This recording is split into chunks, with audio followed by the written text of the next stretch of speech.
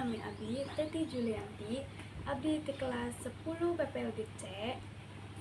Di dia Abdi bade ngabacakeun sajak Sunda anu berjudul Di Leuweung Hate. Di leuweung hate nu jero royo-royo, angin ngalayang nguripkeun carita langit. Aya sora manuk ngagorowok ngalayang, ngawuru kahirupan leumpang laut.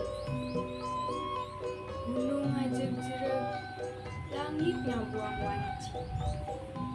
Pupuh neangan kembang-embang, hate abdi kacidaromisna. Kumaha layang mikirkeun nu baheula, cai walungan ngaurilap di handapeun panonpoe.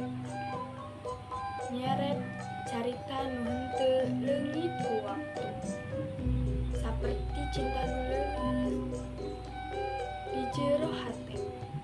Sanajan teu kasawang, tetep hirup mun tas mangsa.